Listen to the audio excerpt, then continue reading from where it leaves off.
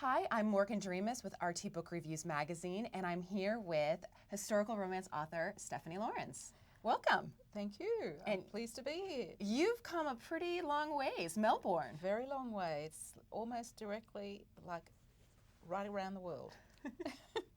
So what do you think of the States? Do you enjoy coming to visit? I enjoy coming to visit. I come here once a year, and it's almost like now, home away from home. Oh, that's fantastic. Yeah. So the reason that I brought you in today is I have to know about, you are one of your favorite at RT for your historical romances. You specialize mainly in Regencies, and you wrote the Cynsters novels, and I have to say it probably one of the favorites, best known series in romance. You know, when you talk historicals, when you talk Regencies, you talk Stephanie Lawrence. Can you tell us a little bit about, you have 15 books in the series. Can you say how, you can even count them all. Can you really talk a little bit about what led you into that series and then about the characters a little bit? Okay. The thing that sort of inspired, I suppose, or struck the spark for the series was actually a rock song, which was Queen, We Will Rock You.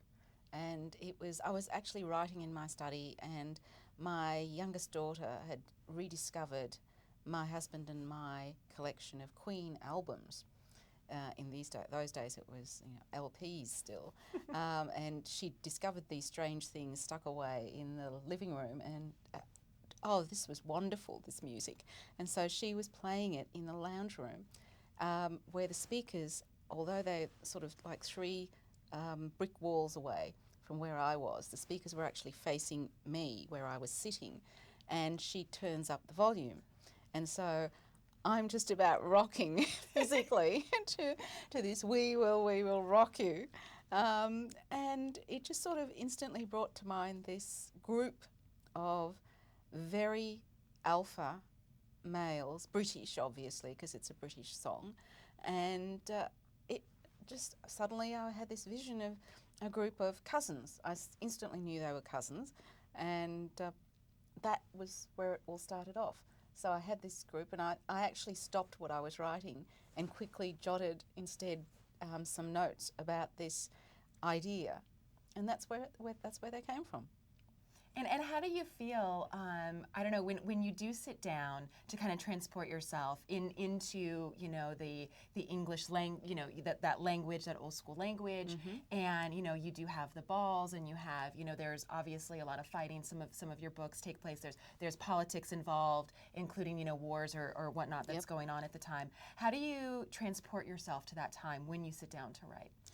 I'm actually quite lucky because I'd been reading Regency, and most of it is actually sourced, all the books that I was reading had been sourced from England themselves, and the tradition there is they have to be pretty accurate when they write historicals, otherwise they get a lot of reader email because of course a lot of people know, that's right. So I'd absorbed an enormous amount. We're talking about maybe 20 years worth of very heavy reading. I'm a big reader myself, and so I had all that sort of background stuck in my head, and I'd also always been fascinated by the Regency anyway, and I'd read a lot of the actual historical texts as well, and that gives me a fairly deep background already in my head that I just have to step into.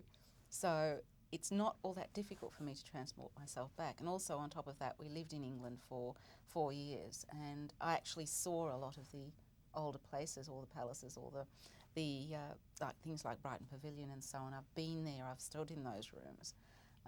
That really helps because you really know the spaces, you know the types of all the furnishings, the decor, the interiors, you know the areas around the houses, you know what the landscapes are like, what the plants are like, and you know what the weather's like. Raining, which always helps. A lot. Well, English weather is a thing all its own, so you really need to know that.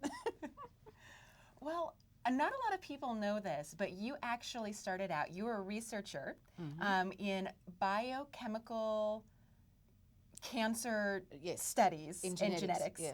And so I was thinking, I'm just going to throw it out here. I was thinking, have you ever thought of maybe writing like a techno thriller where maybe some terrorists come in? Like, obviously, probably not set in the Regency, but have you ever thought of using, or maybe set in the Regency? A bit difficult, but yeah. Have you ever thought about using that background and writing and really switching up from these historicals to something new?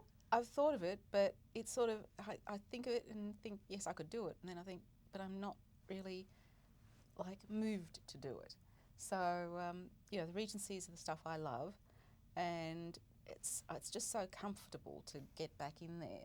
And I've always got so many stories yet to tell that it's never a question of oh, what am I going to write next? It's always, which one am I going to write next? So yeah, maybe one day. I'm one holding day, out. Maybe one day when I run out of these, maybe I will turn and do something new. But who knows?